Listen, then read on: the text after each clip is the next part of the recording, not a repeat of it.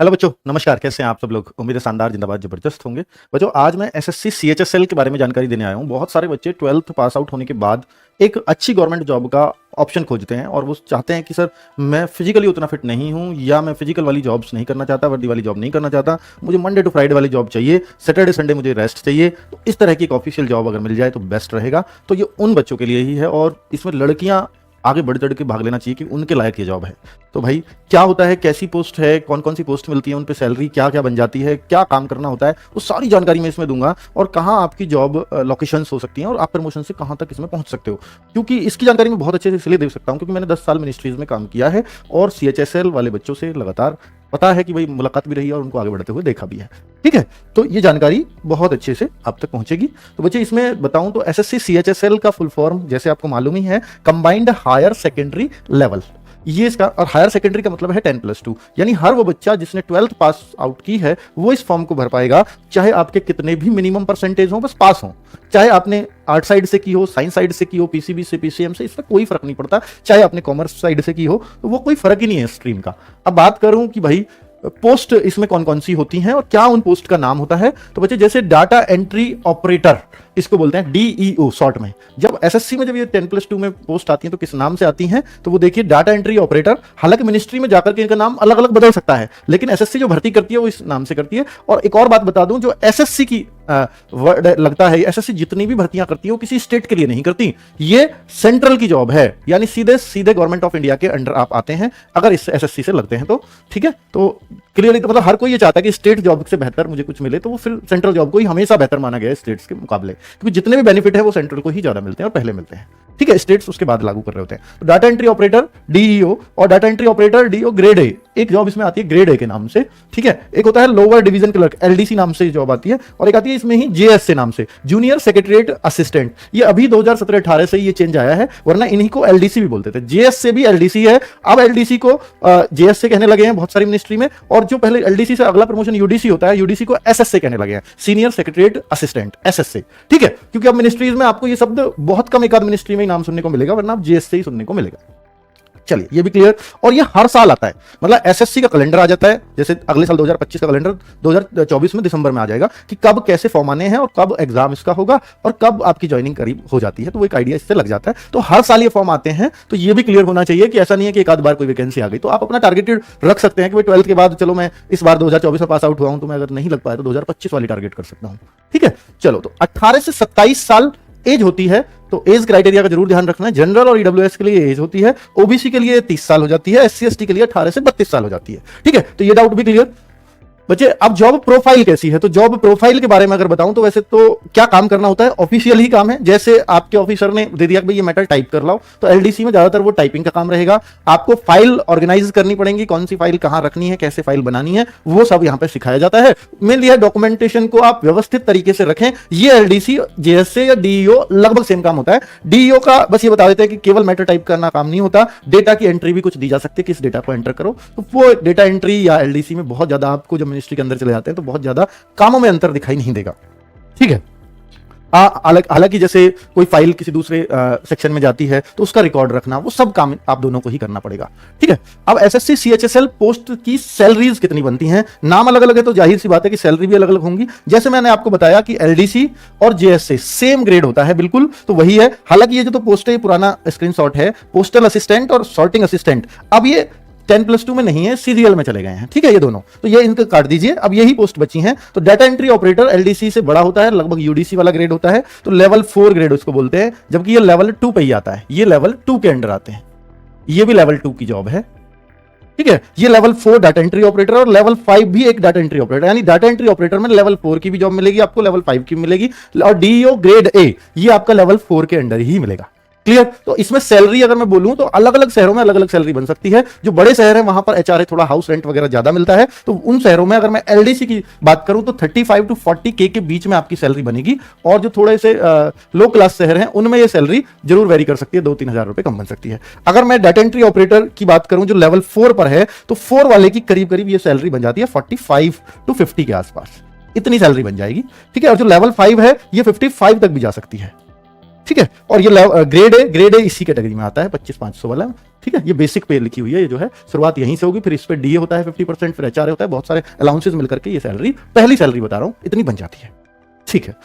तो भाई वही बात बस यहां पर लिखी हुई है, जितने भी पे लेवल है मैंने आपको बता दिया, लेवल 2, लेवल 4, लेवल 5 की जॉब इसके अंदर मिलती है, क्लियर। और उनके नाम भी मैं आपको ऑलरेडी बता चुका हूं। अब अगर मैं देखूं कि भाई एजुकेशनल क्वालिफिकेशन क्या होती है, तो मैं शुरुआत में बोल चुका हूं, क्योंकि सीएचएसएल नाम है तो हायर सेकेंडरी मतलब 12th स्टैंडर्ड की ही जॉब है, और 12th ही इसमें चाहिए होती है किसी भी स्ट्रीम से। लेकिन यहां पर एक चीज है कि भैया 2 मिनिस्ट्री ऐसी हैं, अगर वहां पर ग्रेड ए वाला डीईओ मांगा गया है, डाटा एंट्री ऑपरेटर मांगा गया है, केवल 2 ministry, ministry of consumer affairs and एक है ministry of food and public, ये ministry of culture, food and public distribution and ministry of culture, ये 2-3 मिनिस्ट्री हैं। वैसे तो मिनिस्ट्री आपके सिर्फ 2-3 ही तो नहीं भाई, आप मंत्री देखो कितने आपको 40-50 मिल जाएंगे, तो मिनिस्ट्री बहुत सारी हैं। इनमें पोस्ट हो सकती है, मान लीजिए पोस्ट आती है करीब 4,000 के आसपास, तो इनमें हो सकती है 10-20 पोस्ट हो, उनको हटा दो, बाकी सबके लिए नॉर्मल 12th चलती है। इनमें जो 12th मांगी गई है उसमें इन्होंने बोल दिया कि science stream and with mathematics, इसके लिए सिर्फ, ये नहीं है कि ग्रेड ए पे सारे पे हो जाएगा मैथमेटिक्स, नहीं, सिर्फ ग्रेड ए की वैकेंसी जो इन मिनिस्ट्रीज में है, यानी आपको ये मिनिस्ट्री नहीं मिलेंगी अगर आप 12th पीसीएम से नहीं है तो, बस इतना सा मैटर है इस बात का, इसका और ज्यादा अर्थ है नहीं, यानी आप उस चंद पोस्ट के लिए एलिजिबल नहीं रह पाओगे, ठीक है, जो उनमें उन मिनिस्ट्रीज में निकली होंगी। अब मिनिस्ट्री मान लीजिए 50-60 हैं,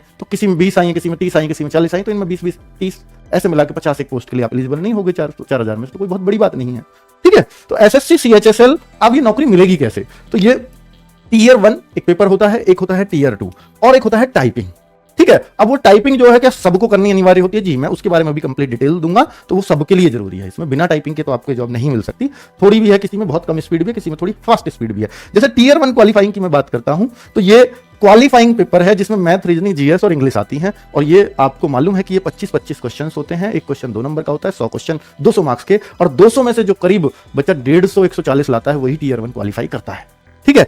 अब यहां अगर इतने मार्क्स टारगेट कर लेते हैं, फिर आपका आता है टीयर 2, अगर इसमें भी आप बहुत अच्छा स्कोर करते हैं तो आपको उस हिसाब से जो बच्चा टीयर 2 में ज्यादा स्कोर करेगा उसको उतनी ही अच्छी मिनिस्ट्री या उतनी ही अच्छी पोस्ट मिलेगी, ठीक है।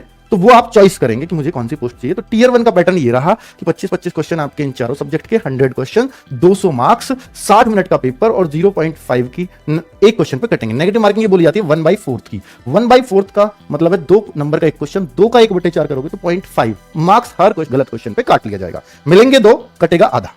अब मैं बताऊं कि टीयर 2 में क्या होता है। टीयर 2 को समझ लिए, टीयर 1 में यानी मैंने आपको बोला कि 200 में से आप अपना 150 के आसपास, 145, 140, 150 के आसपास स्कोर आप एक टारगेटेड मान सकते हो। इतना करने से 10-5 का आपको नॉर्मलाइजेशन मिलने से आराम से आपका सिलेक्शन हो जाता है टीयर 2 के लिए, यानी 70-75% करना ही पड़ेगा पेपर अगर आपको टीयर 2 तक पहुंचना है तो।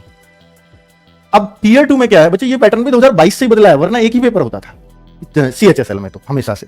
तो सेक्शन 1 और सेक्शन 2 और सेक्शन 3 आप इनको समझिए कि सेक्शन 1, सेक्शन 2 और सेक्शन 3 क्या है। इसको हम सेशन 1 बोलेंगे, सेशन 2 भी है जो स्पेशली टाइपिंग का ही होगा। ये तो सबको ही करना है। ये तीनों सेक्शन क्या है, इन तीनों सेक्शन में कि मैथमेटिक्स के 30 क्वेश्चन, एक क्वेश्चन 3 नंबर का 90 मार्क्स का मैथमेटिक्स, रीजनिंग की 30 क्वेश्चन, 3 नंबर का एक क्वेश्चन, 90 मार्क्स रीजनिंग के। अब यहां पर इसके लिए 1 घंटा दिया जाता है, आप इसका टाइम ज्यादा इसमें लगा लो, इसमें कम लगा लो, ये कर सकते हो, लेकिन इसका टाइम इधर नहीं दे सकते। इनके लिए अलग 1 घंटा सेपरेट मिलेगा। उसमें क्या होगा, इंग्लिश के 40 क्वेश्चन, एक क्वेश्चन 3 नंबर का, 120 मार्क्स की इंग्लिश, 20 क्वेश्चन आपके जीएस के, 3 नंबर का एक क्वेश्चन, 60 मार्क्स जीएस के। तो अगर मैं इन सबको जोड़ दूंगा तो ये 360 बन जाएगा। फिर ये क्या है, ये है कंप्यूटर, इसके लिए 15 मिनट अलग मिलते हैं, 15 ही क्वेश्चन है, एक क्वेश्चन 3 नंबर का, 45 मार्क्स का कंप्यूटर। लेकिन यहां पर आपको सिर्फ, अगर आप जनरल कैटेगरी में हो तो आपको यहां पर 6 क्वेश्चन करने अनिवार्य, यानी 40% पर लाने से, 40 नहीं शायद 30 है, और आप ये मान लीजिए 5-6 क्वेश्चन करने से हमारा यहां पर सिलेक्शन हो जाता है। 15 में से जो बच्चा 5 क्वेश्चन कर रहा है वो कंप्यूटर को क्वालिफाइंग कर जाता है। तो ये तो बहुत बड़ी बात नहीं है, ये भी आसानी से। अब जिसका यही क्वालिफाई नहीं है वो सब कितना ही कर लो, फिर फेल हो। क्वालिफाई जरूरी है, ठीक है। उसकी कंडीशन है 30% आई थिंक जनरल और ईडब्ल्यूएस और ओबीसी के लिए। एससी एसटी यानी ओबीसी के लिए कम है, 25% एससी एसटी ओबीसी के लिए, वो और थोड़ा क्लियर करके ही मैं बता पाऊंगा। फिलहाल आप ये मान सकते हो कि अगर आप 15 में से 5 क्वेश्चन कर रहे हो कंप्यूटर, ये तय है उसका हो जाएगा, ठीक है, चाहे आप किसी भी कैटेगरी में। तो 5 बड़ी मुश्किल बात नहीं है। टाइपिंग टेस्ट क्या ये सबको देना है? जी हाँ, सबको देना है। 2000 की डिप्रेशन हर बच्चे को दबाने होंगे। इनमें 1/3 की नेगेटिव मार्किंग होती है। इसमें नहीं ये लिखा, इसके लिए गया 1/3 नेगेटिव मार्किंग। ये 2000 की डिप्रेशन, 2000 की डिप्रेशन होता क्या है आप ये समझिए। टाइपिंग में अगर 2000 की डिप्रेशन है तो ये माना गया है कि जितनी, देखिए स्पेस भी है उसमें, वो भी काउंट होता है, जबकि स्पेस से कोई लेटर नहीं लिख रहे हम, फिर भी वो काउंट होता है। तो आप ये मान लीजिए 5 की डिप्रेशन का एक शब्द माना जाता है, तो आप ये मानिए कि ये 400 आया, तो 400 वर्ड्स आपको दबाने होंगे 15 मिनट में। आप कहो सर ये फिर वर्ड्स क्यों नहीं लिख देता? क्योंकि वर्ड्स तो बेटा हो सकता है कोई 10 लेटर का भी होता हो, 20 लेटर का भी, फिर तो आपको इल्झाने के लिए एसएससी कल को ये भी क्राइटेरिया तय कर सकती है, मतलब लंबे लंबे वर्ड्स दूंगी, या बच्चे को भी ये लगेगा कि मेरे में तो बहुत लंबे लंबे वर्ड्स आ गए। तो ये इसलिए की डिप्रेशन का कॉन्सेप्ट रखा गया है कि लंबे आए या छोटे आए, की डिप्रेशन टोटली इतना ही बनता है। तो भाई 15 मिनट में अगर 400 है तो ये स्पीड बैठती है करीब 26.6 WPM। मेरे ख्याल से 26-27 की स्पीड वर्ड पर मिनट हर एक बच्चा दबा देगा, और ये सिर्फ इंग्लिश में होती है। तो क्वालिफाइंग करना है इतना तो सभी को, ठीक है। हालांकि अब अगर मैं अगले टेस्ट की बात करूं कि जो सेशन 2 है, ये सब पोस्ट के लिए अलग अलग होगा। वो आपने पास कर लिया टीयर 2 में, वो कॉन्सेप्ट अलग है, ये फिर अलग होता है उसी दिन। तो इसको बोलते हैं सीजन 2। तो ये सीजन 1 था। तो यहां पर 3 अलग अलग टाइपिंग कराई जाती है। अगर आपने सारी पोस्ट के लिए ऑप्ट किया है तो आपको ये तीनों ही टाइपिंग देनी होंगी। जैसे ये एक टाइपिंग है पार्ट ए डीईओज के लिए, ठीक है। तो ये डीईओज के लिए इसमें होती है करीब हर किसी में अपनी अपनी स्पीड होती है। तो ये 15 मिनट का ये भी एक टेस्ट होता है। इसमें करीब 3700 से 4000 की डिप्रेशन आपको 15 मिनट में दबाने होते हैं। जो 2000 थे ना वो 4000 हो गए। तो ये करीब स्पीड बैठती है 45-50 की WPM की स्पीड, बहुत खतरनाक है, ठीक है। एक स्पीड होती है करीब ये अगर मैं यहां देखूंगा तो ये हो जाती है करीब 2700 शायद की डिप्रेशन के आसपास होती है, 2300-2400, ऐसे कोई फिक्स नहीं होता। 2300 से 2500 की डिप्रेशन हो जाते हैं एक में। और जो एलडीसी है इसमें होती है करीब, ये इंग्लिश की भी दबा सकते हो और इसमें हिंदी भी चुन सकते हो। इन सब में इंग्लिश ही चुनना होगा आपको। तो ये 35 WPM की अलग देनी पड़ती है, इंग्लिश की, और हिंदी की 30 WPM की, ठीक है। अगर आपने एलडीसी को भी चुना है तो, और अगर आपने इनको चुना है तो इनकी अपनी अपनी अलग अलग स्पीड है। तो भाई ये आपको पूरा क्लैरिटी मैंने कर दी है। और ये वही स्पीड वही है जिनमें वो मेंशन्ड है ना, वो मिनिस्ट्री स्पेशल जिनमें साइंस साइड मांग रहे थे, वही मिनिस्ट्री स्पेशली मेंशन कर दी है नोटिफिकेशन में 8.1 में कि इनके लिए ही इतनी खतरनाक स्पीड चाहिए, और बाकियों के लिए वो नॉर्मल है, ठीक है, वो बहुत खास स्पीड नहीं होती। चलिए, तो ये आपने समझ लिया है पूरा मॉड्यूल इसका। और अब हम और आगे बढ़ सकते हैं। देखिए वो जो की डिप्रेशंस थे जिसको मैं बता रहा था 3700 से 4000 पार्ट ए में, पार्ट बी में ये 2000 से 2200, मैं 2300 ज्यादा ही बता रहा हूं आपको, ये 2000 से 2200 है। तो ये करीब करीब ऐसा है जैसा आपने उसमें कर दिया, ठीक है, 2000 से 2200 की डिप्रेशन। यानी ये स्पीड वही स्पीड है जो 27-28 WPM, जिसको हर बच्चा आराम से कर देता है। तो डाटा एंट्री ऑपरेटर की टाइपिंग पास करना बहुत आसान है, इसको हर बच्चा कर जाता है। बहुत सारे बच्चे मैंने देखे हैं एक उंगली से टाइप करते थे, देख देख के वो भी इसमें पास हो जाते थे। लेकिन एलडीसी में थोड़ी ज्यादा स्पीड और ये बहुत खतरनाक स्पीड है, ठीक है। वो सब नोटिफिकेशन से मैंने लिखा है और ये सब चीजों की डिटेल यहां दी हुई है, ठीक है। चलिए और आगे अगर मैं बात करूं पार्ट सी यानी एलडीसी की टाइपिंग स्पीड, जो मैंने आपको बताई 30 WPM हिंदी की और 35 WPM इंग्लिश की चाहिए होती है, ठीक है। अब बात करते हैं प्रमोशंस की। तो प्रमोशन कहां, देखिए बच्चे, जैसे एलडीसी की जॉब होती है 1900 ग्रेड पे, इसको बाद में 7th पे कमीशन में लेवल 2 कर दिया गया। तो 8 से 10 साल बाद आपको एक डिपार्टमेंटल एग्जाम देना होगा, तो आप यूडीसी वाली पोस्ट पे पहुंच जाते हैं, ठीक है। अब ये 10 साल में अपने आप ही प्रमोशन हो जाता है। ये रियल स्थिति है, वैसे लिखा होता है 8 साल मतलब डॉक्यूमेंट में, लेकिन रियल स्थिति में बनता है वो 10 साल में ही जाकर के। तो ये 10 साल में जाके आप एएसओ वाली, अब आप देखो 2400 से सीधा आपको 4600 वाला ग्रेड मिलता है। बीच में ऐसा नहीं है 2800 में जाना होगा, 4200 में जाना होगा, नहीं, नेक्स्ट सीधा एएसओ,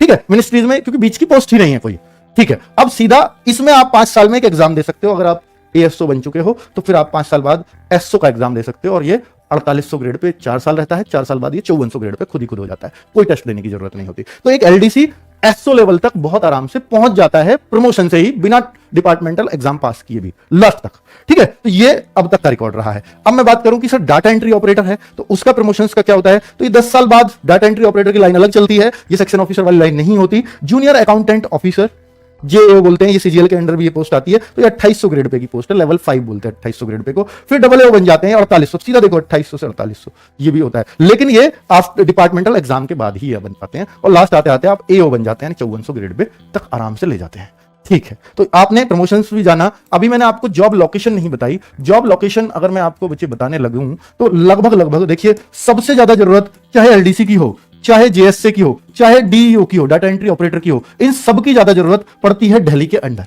सबसे ज्यादा जरूरत तो दिल्ली के अंदर है। तो चूंकि सारी मिनिस्ट्रीज दिल्ली में है, लेकिन मिनिस्ट्रीज के सबऑर्डिनेट ऑफिसेज पूरे इंडिया में है।